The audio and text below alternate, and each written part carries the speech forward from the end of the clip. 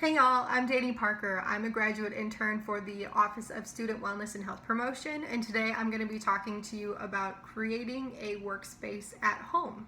So, because you've had to transition from your in-person classes to online classes, you've possibly had to move during this whole event, you've had to create a new workspace for yourself, and that means your work, where you're making money, your schoolwork, where you are learning, and whatever work you might be doing.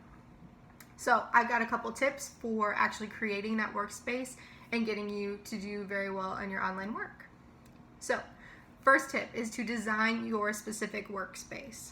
So this means that you need to create a workspace outside of your bedroom if possible. So if you have a kitchen area, if you have an office space, awesome.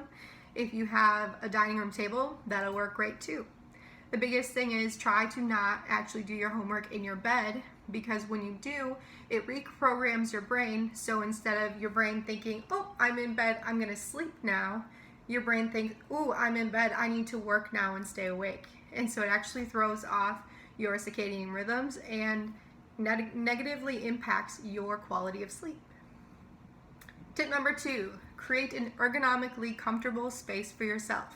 So what that means is make sure that the space is actually created so your body can stay there for a long period of time. So that means making sure that your desktop is high enough where you can reach it, but low enough where it's not uncomfortable. Making sure that your chair, the back is actually up straight. So like this one, it's firm, it's high enough for me. And making sure that the seat actually isn't too high or too low. Because for me, I'm very short, I'm 5'2", and I can't touch the ground in most chairs, so I have to actually put old textbooks underneath my feet or a box, and that works really well.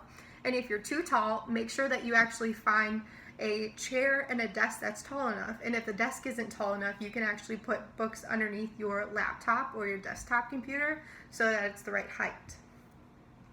Tip number 3, make sure you organize your workspace. So what that means is anything you might need, make sure it is close enough to be in arm's reach of you. So that includes your APA manual that you're always needing, pens, highlighters, note cards, a stress ball, and whatever else you might need. So personally, I have this handy dandy drawer that has all of the things that I need in it, and also I have a couple shelves next to me where I keep my books.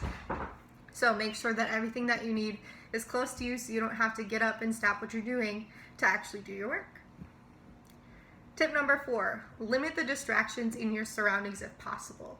So that means muting your television or turning it off, silencing or putting your phone in do not disturb, and let the people that you live with know when your work schedule is so that they don't go vacuuming around the house or doing a bunch of loud stuff while you're working.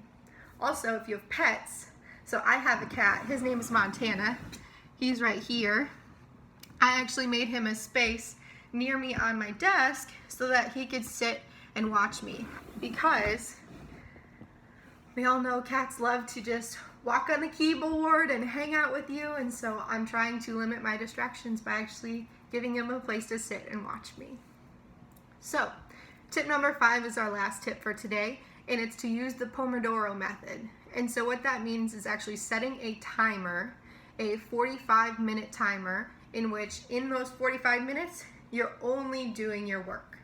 So you could write down a list of the things you want to do and set a timer for 45 minutes. Once that 45 minutes is up, you can do whatever else you want. So 45 minutes, you set that timer. You do all of those things on your list. When that timer goes off, you pick up your phone again and maybe you scroll through Instagram or you watch some TikToks. You get up and you do a couple stretches or maybe some mindfulness or maybe even go outside or take a walk inside if you have allergies, because getting that body moving and getting that blood flowing will actually help you to be more creative and to think more clearly. So 45 and 15, remember those things. And then make sure that after that 15, you get right back to it. So with these few tips, I hope that you can create a great work environment that is helpful for you and that you do very well on those online classes. And make sure to follow GS Student Wellness and Health Promotion on Facebook, on Twitter, and on Instagram for more wellness tips each week. Also, we have a YouTube channel where we have all of these wellness videos if you want to check that out as well. Thanks, y'all. I'll see you later.